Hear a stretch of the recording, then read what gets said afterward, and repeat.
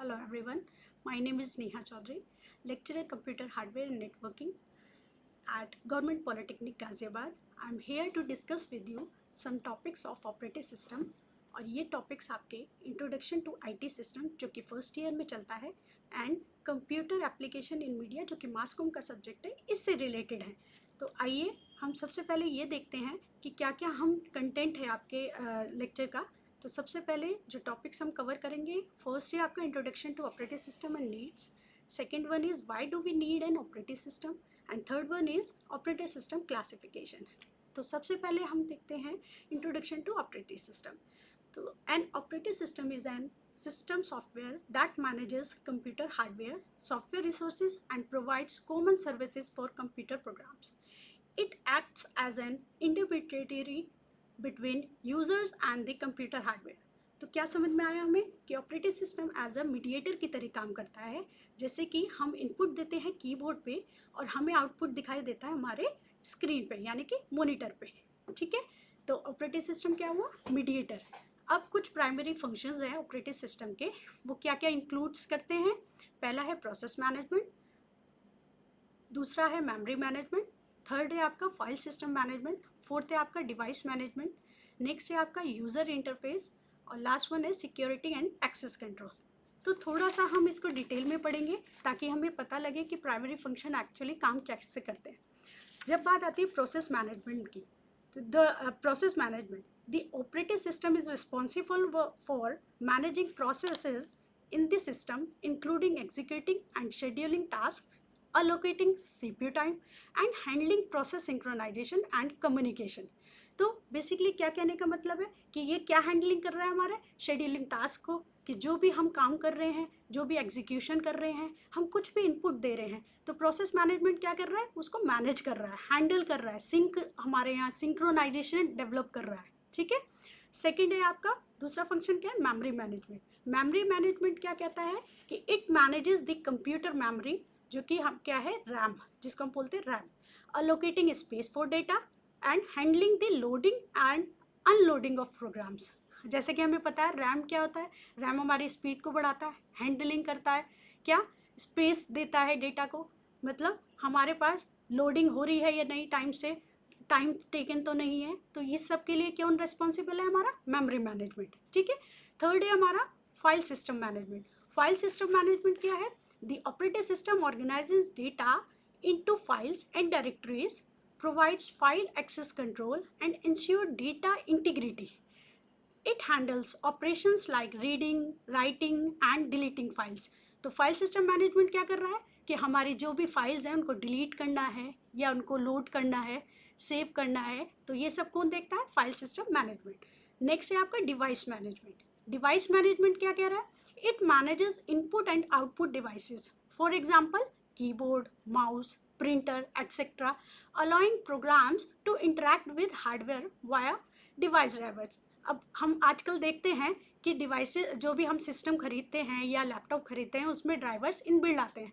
ठीक है, पहले क्या होता था, हमें ड्राइवर्स सीडी में मिलते थे, कॉम्पैक्ट डिस्क में, तो हम क्या करते थे, उसको इंसर्ट करते थे सीपीयू में और उसके बाद क्या होता था, हम उनको ड्राइवर को इंस्टॉल करते थे, तब वो रन कर पाते थे ड्राइवर्स। अब क्या है, ज़्यादातर हमारे ड्राइवर्स क्या है, इंस्टॉल्ड आते हैं। ठीक है, कुछ जैसे प्रिंटर के ड्राइवर्स हैं वो हमें इंस्टॉल करने पड़ते हैं बाहर से।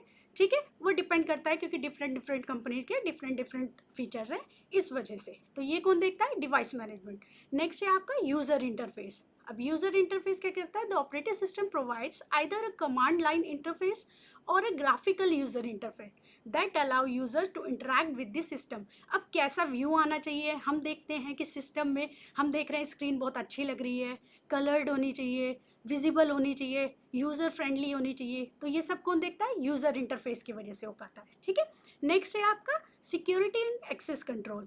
जैसे नाम से ही समझ में आ रहा है, the operating system ensure security by controlling user access to system resources and implementing measures like authentication, encryption and access control list. मतलब क्या है कि हमारे जितनी भी सिक्योरिटी से रिलेटेड इश्यूज होते हैं, जो भी हमारा है वो हमारा हैंडल करता है security and access control feature हमारा। ठीक है, उसकी वजह से हम कंट्रोल कर पाते हैं या सिक्योरिटी कर पाते हैं। ठीक है, मैनेज कर पाते हैं बेसिकली। चलिए, तो इस टॉपिक में हमने ये देखा कि हमारा क्या क्या ऑपरेटिंग सिस्टम क्या है और हमारे उसके प्राइमरी फंक्शंस क्या है, ठीक है। अब नेक्स्ट आता है आपका, नेक्स्ट टॉपिक है आपका why do we need an operating system. अब ऑपरेटिंग सिस्टम की ज़रूरत क्यों पड़े, तो उसके लिए हम देख रहे हैं पहला क्या है, हार्डवेयर एब्स्ट्रैक्शन। अब हार्डवेयर एब्स्ट्रैक्शन में क्या है, N operating system abstract the hardware details providing a consistent and simplified interface to users and applications. This abstraction allows software to run on various hardware configurations without needing to manage specific hardware details. मतलब क्या हुआ कि हमारा जो भी software है कि जो भी हमें अलाउ करता है सॉफ्टवेयर को रन करने के लिए, और जो भी हमारे वेरियस हमारे क्या है हार्डवेयर के कॉन्फ़िगरेशन है, तो उनको विदाउट नीड मतलब हमें मैनेज नहीं करना पड़ रहा है। अब आप समझ रहे हो हार्डवेयर एब्स्ट्रैक्शन मतलब हम एक एक वायर लेके आएँ या एक एक सिस्टम लेके आएँ, फिर उसको कनेक्ट करें और फिर उसके ड्राइवर्स पे जाएं, हम उसको ये मैनेज करने की ज़रूरत नहीं है। ऑपरेटिंग सिस्टम इनबिल्ड उसको मैनेज कर रहा है, खुद से मैनेज कर रहा है, ठीक है। तो हमें ये नहीं है कि हमने उसके ड्राइवर डाल दिए, उसने क्या करा उसको इंस्टॉल करा, समझा और फिर हमें उसका आउटपुट दे दिया, ठीक है। तो इसलिए हमें ऑपरेटिंग सिस्टम की ज़रूरत है। नेक्स्ट है आपका रिसोर्स मैनेजमेंट। रिसोर्स मैनेजमेंट में क्या है कि कंप्यूटर्स हैव लिमिटेड रिसोर्सेज, ये सब जानते हैं, जैसे कि CPU, मेमोरी, स्टोरेज एट्सेट्रा, मतलब लिमिटेड रिसोर्सेज है ना। कंप्यूटर्स हैव लिमिटेड रिसोर्सेज, ये कहना चाह रही हूँ मैं। तो CPU, मेमोरी, स्टोरेज मतलब क्या है, हमें पता है कि अगर कोई एक मॉनिटर है तो उससे हम एक CPU कनेक्ट करेंगे, हमारे पास एक कीबोर्ड कनेक्ट करेंगे, हमारे पास मेमोरी लिमिटेड है। ऐसा तो है नहीं मैं कहूँ कि नहीं मेरे पास 20-25 GB की रैम है और लगा दो उसको, ऐसा नहीं लगा सकते। हमारे पास लिमिटेशन होती है, हर सिस्टम की, हर हार्डवेयर की एक बाउंडेशन होती है, एक लिमिट होती है। तो रिसोर्स मैनेजमेंट इन्हीं चीज़ों को देखता है एंड इंश्योर करता है। एंड ऑपरेटिंग सिस्टम क्या करता है कि इंश्योर्स करता है कि efficient allocation and management of these resources, ठीक है। तो इन सब रिसोर्सेज को मैनेज करना, अलोकेट करना, ये सब किसके थ्रू कर पाता है, रिसोर्स मैनेजमेंट के थ्रू, ठीक है। अब नेक्स्ट है आपका मल्टीटास्किंग। मल्टीटास्किंग का नाम से भी समझ में आ रहा है हमें, operating system allow multi programs to run concurrently. Multitasking without an operating system users could only run one program at a time, which would severely limited productivity. मतलब क्या है, आप ये समझिए कि हमारे पास जो भी हम काम कर रहे हैं एक बार में एक ही प्रोसेस एग्जीक्यूट कर रहा है ना। ऐसा ही हो रहा है ना कि एक प्रोग्राम को एक बार में रन करना है, एक ही टाइम पे करना है, ये सब कौन देखेगा, मल्टीटास्क। अब क्या है, यही हमने देखा है अब तक, सॉरी मैं ये कहना चाह रही हूँ कि हमने अब तक क्या देखा है कि एक टाइम पे एक ही सॉफ्टवेयर रन कर रहा है या एक ही प्रोग्राम रन कर रहा है। लेकिन मल्टीटास्किंग से हमें क्या फ़ायदा हो गया कि ज़रूरी नहीं एक ही बार रन करें, वो मल्टीपल टाइम रन कर सकता है। मतलब हम पैरेलली हम टास्किंग कर सकते हैं। बेसिकली एक टास्क को मल्टीटास्किंग का कहने का मतलब ये है कि हम एक से ज़्यादा प्रोग्राम को पैरेलली चला सकते हैं। बेसिकली इसका मतलब ये हुआ, ठीक है। अब बात आती है सिक्योरिटी की। नेक्स्ट है हमारा सिक्योरिटी कहता है कि an operating system provides necessary security features like user authentication, encryption and permission to prevent unauthorized access and protect system data. और वैसे ना हमें ये नाम से भी समझ में आ रहा है, सिक्योरिटी का मतलब क्या है, हम सिक्योर कर रहे हैं डेटा को, है ना, सिक्योरिटी प्रोवाइड कर रहे हैं। मतलब अब हमारे पास कुछ टर्म्स आती है इंक्रिप्शन की, डिक्रिप्शन की, वो किस लिए है कि अनऑथराइज एक्सेस, जो भी हमारा डेटा है उसमें अगर हम कोई भी अनऑथराइज यूज़र है वो एक्सेस कर लेता है तो ऐसा उसको बचाया जाता है। अब उसके लिए हम क्या कर रहे हैं, इंक्रिप्शन की टर्म को ला रहे हैं। अब इंक्रिप्शन करने से हमें फ़ायदा क्या है कि हमारा जो डेटा था वो अब सिक्योर हो गया। अब कोई भी अनऑथराइज पर्सन, मतलब कि कोई ऐसा यूज़र जो हमारा ऑथराइज नहीं है उस सिस्टम को एक्सेस करने के लिए या उस डेटा को एक्सेस करने के लिए, तो वो क्या कर रहा है, वो इंक्रिप्शन की वजह से, ऑपरेटिंग सिस्टम हमें इंक्रिप्शन की फैसिलिटी देता है जिसकी वजह से हम क्या नाम है डेटा को सेव कर पा रहे हैं, ठीक है। अब नेक्स्ट है हमारा सिंप्लीफिकेशन ऑफ एप्लीकेशन डेवलपमेंट। अब OS provides a set of tools and interface API जिसे हम बोलते हैं, that developer use to create software, ठीक है। सॉफ्टवेयर क्रिएट करने के लिए, eliminating the need for them to interact directly with hardware. मतलब अब क्या है कि हमें ये नहीं है कि हम डायरेक्ट हार्डवेयर से जो है इंटरेक्ट करने के लिए हमें फिर से कुछ ना कुछ हार्डवेयर की ज़रूरत पड़े, हार्डवेयर से इंटरेक्ट करने के लिए फिर से हमें ड्राइवर्स की ज़रूरत पड़े। ठीक है, तो हम एप्लीकेशन डेवलपमेंट क्या है कि हमने एप्लीकेशन बनाई और ऑपरेटिंग सिस्टम अपना काम कर रहा है कि उस एप्लीकेशन को इंस्टॉल करेगा और वो रन कर देगा। हम अब प्रोग्राम को ईजिली रन कर सकते हैं। तो इससे फ़ायदा क्या हुआ कि हमारा रिड्यूस हुआ डेवलपमेंट टाइम और हमारा इंक्रीज हुआ एफिशिएंसी, है ना। तो डेवलपमेंट टाइम कैसे रिड्यूस हुआ कि भाई हमने बनाया नहीं है एप्लीकेशन को, हमने एक एप्लीकेशन जो बनी बनाई थी अपने ऑपरेटिंग सिस्टम की हेल्प से हमने क्या करा, उसको इंस्टॉल कर दिया। अब जो भी उसकी डायरेक्टरीज थी, जो भी लाइब्रेरीज हैं, वो सारी क्या हो गई, उसमें डाउनलोड हो गई ईजिली। क्यों? ऑपरेटिंग सिस्टम सपोर्ट करता है ये फीचर। ठीक है, तो इसके वजह से क्या हुआ, हमारा जो डेवलपमेंट टाइम है वो क्या हो गया, रिड्यूस हो गया और एफिशिएंसी जो है डेफिनेटली हमारी इंक्रीज होगी। ठीक है, अब इसके बाद नेक्स्ट टॉपिक है हमारा error handling and system stability. अब एरर हैंडलिंग क्या कहता है कि the operating system ensures the system operates smoothly, handling errors, for example memory overflow, segmentation faults, and preventing crashes by managing how different software interacts. So basically क्या हुआ कि ये क्या कहना चाह रहा है कि हमारे जितनी भी एरर्स है उनको हैंडल करना। अब एरर कुछ काफ़ी टाइप के हो सकते हैं। अगर हम मेमोरी के टर्म में देख रहे हैं तो हमारे क्या हो सकता है कि मेमोरी ओवरफ्लो हो सकती है। हमने देखा भी है कि कई बार हम देखते हैं कि हमारा पेन ड्राइव है लिमिटेड है 2 GB का, और लेकिन मेरे पास जो डेटा है 4 GB का है, तो ऑब्वियस है वो डेटा उसमें नहीं आ पाएगा पेन ड्राइव में। तो क्या होगा, ऑपरेटिंग सिस्टम क्या करता है, हमें पहले इंटीमेट कर देता है कि नहीं, आपका जो डेटा है वो 4 GB का है और आपका 2 GB तक का तो डेटा मैं इंस्टॉल कर दूंगा, लेकिन उससे ज़्यादा के डेटा के लिए आपको फर्दर एक्सटर्नल मेमोरी की ज़रूरत पड़ेगी। ठीक है, तो ओवरफ्लो को हमें बताता है, कंट्रोल करता है। तो उसके वजह से हमारी कोई एरर आ रही है तो उसको हैंडल करता है ऑपरेटिंग सिस्टम। ठीक है, और लास्ट है आपका इसमें नेटवर्किंग सपोर्ट। नेटवर्किंग सपोर्ट नाम से भी समझ में आ रहा है कि ये क्या है, modern operating systems offer networking features that allow different mechanism, different machines to communicate, access the internet and share resources.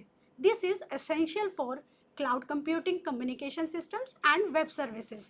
So आपने क्लाउड किया, अब इसमें क्लाउड कंप्यूटिंग आपने टर्म सुनी है। क्लाउड कंप्यूटिंग आपने सबने सुना ही होगा कि वो क्या करता है, सेंट्रलाइज्ड नेटवर्किंग प्रोवाइड करता है। सेंट्रलाइज कैसे कह सकते हैं हम कि वो हम एक लोकेशन पे कहीं पे हमारे क्लाउड पड़ा है, ठीक है, और वो क्या कर रहा है, वो हम रिमोटली कहीं भी, चाहे वो कनाडा में, सपोज हमारा एक क्लाउड है हमारी कंपनी का, इंडिया की कंपनी का क्लाउड हमारे कनाडा की कंपनी हैंडल कर रही है, और इंडिया के जो यूज़र यानी कि हम जो यूज़र हैं वो चाह रहे हैं कि हम उस क्लाउड को, डेटा को एक्सेस कर लें, क्योंकि क्लाउड में क्या है, हमारा डेटा पड़ा है, कंपनीज़ ने अपना अपना डेटा रख रखा है, हर कंपनीज़ का अपना डेटा है, अपना क्लाउड है अलग सेपरेट। तो हमें अगर सपोज़ वो डेटा एक्सेस करना है तो हमें कनाडा जाने की ज़रूरत नहीं है, या इंडिया की कंपनी को कनाडा में जाने की ज़रूरत नहीं, वो क्या करेगा, इंडिया में ही बैठे बैठे एक्सेस कर सकता है उस क्लाउड को।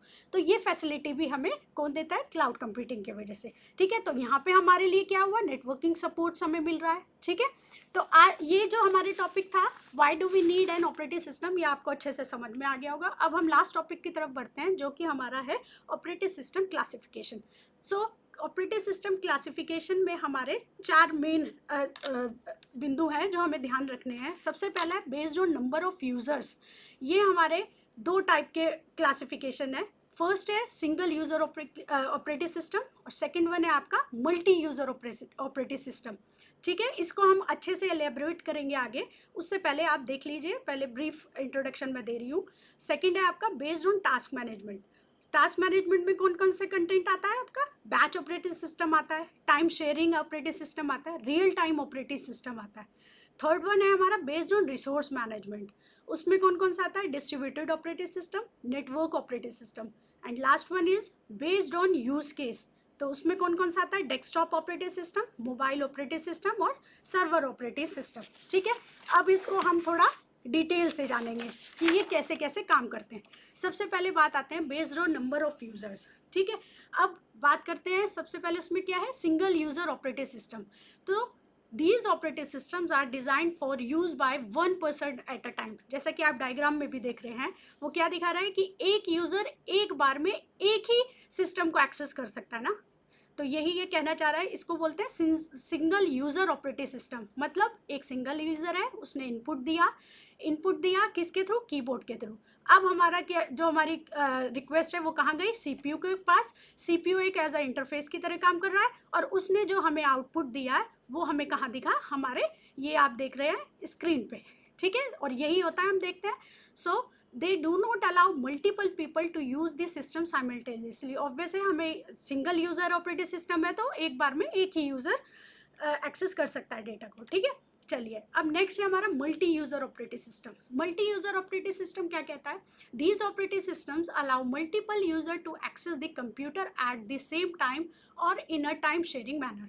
ऑब्वियस है, हमें बात नाम से भी समझ में आ रहा है, मल्टी यूजर का मतलब कि हम एक से ज़्यादा पर्सन अब अगर किसी सिस्टम को एक्सेस कर रहे हैं या कोई आपस में कम्युनिकेट कर पा रहे हैं तो हम क्या कहेंगे इसको, मल्टी यूजर ऑपरेटिंग सिस्टम की वजह से, ठीक है।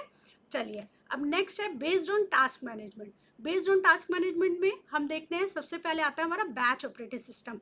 बैच ऑपरेटिंग सिस्टम क्या कहता है कि this system do not interact with the user directly, instead jobs are executed in batches without manual interaction.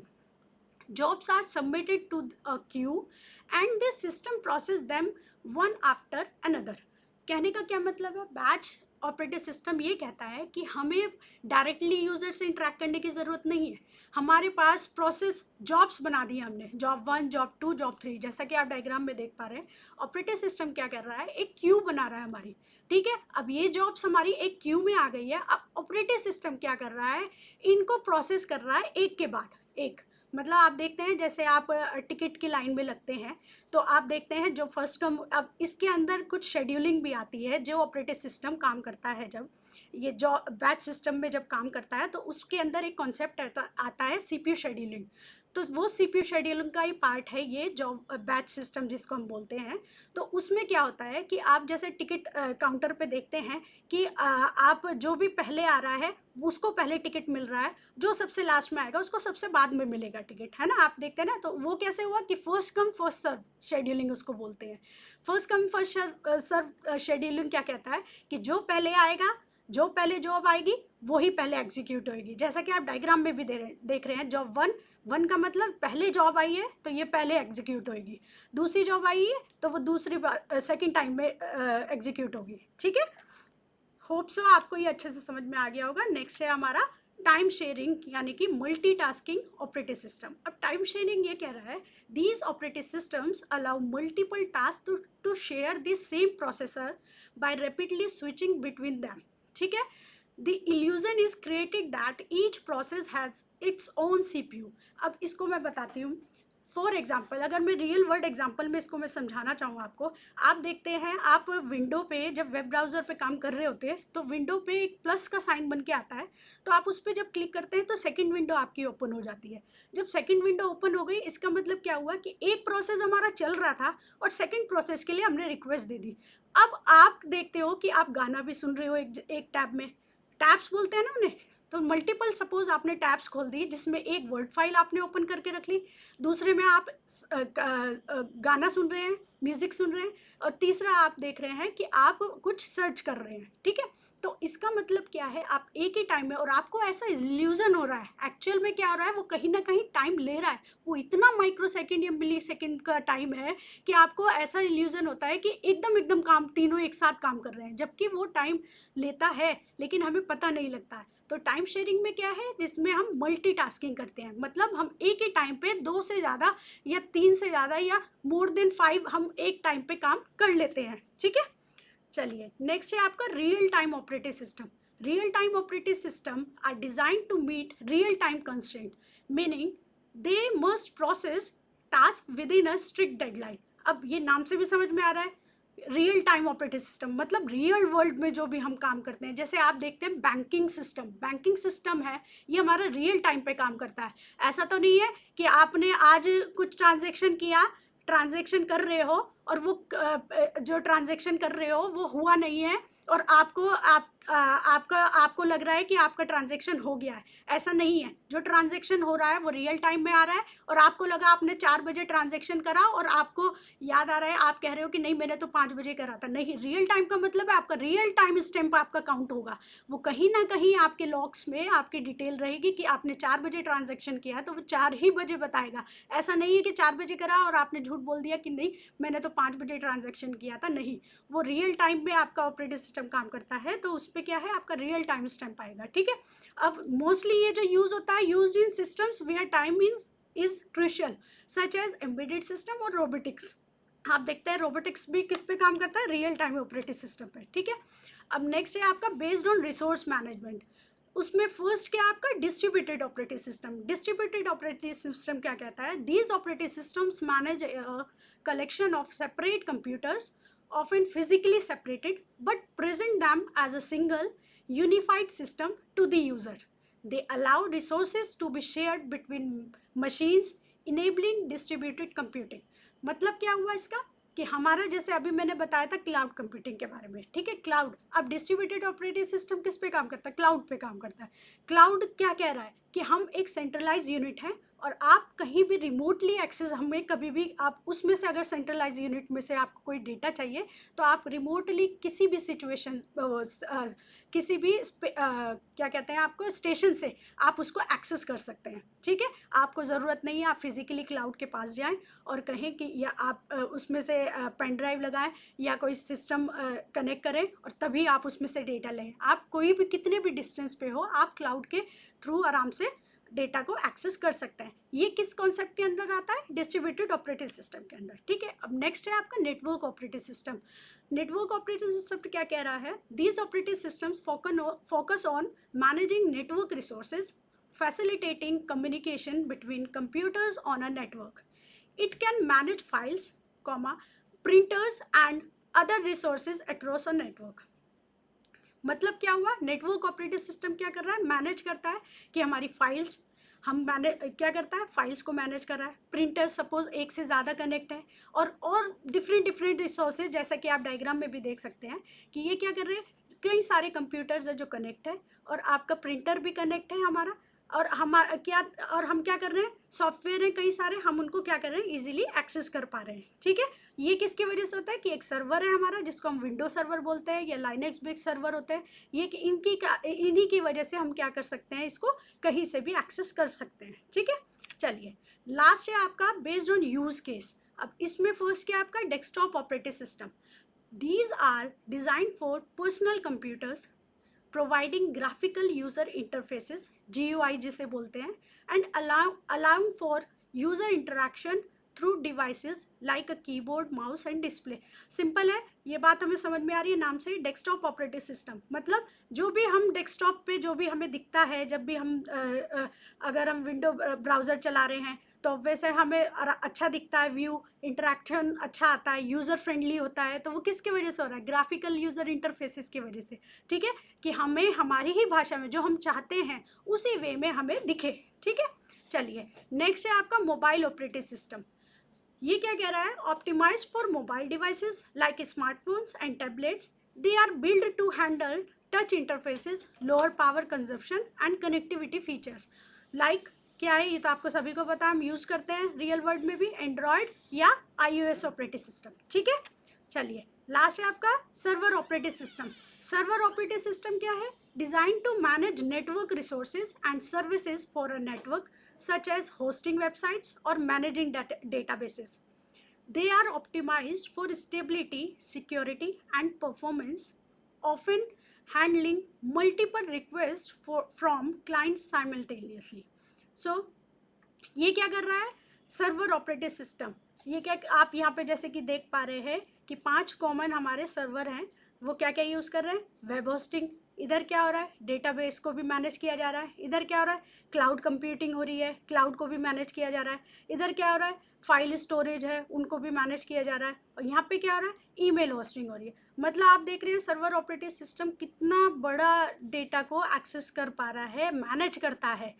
तो हमारा ये बहुत इम्पॉर्टेंट पार्ट होता है हमारा, हमेशा सर्वर जो है बहुत ही इम्पॉर्टेंट होता है। इसमें हमारा इसको हैंडल करना, मैनेज करना हमारे लिए काफ़ी डिफ़िकल्ट हो जाता है। ठीक है, तो आज के लिए हम इतना ही पढ़ेंगे आज के लेक्चर में। अब नेक्स्ट टॉपिक जो भी होगा हम उसको नेक्स्ट लेक्चर में पढ़ेंगे। ठीक है, थैंक यू सो मच।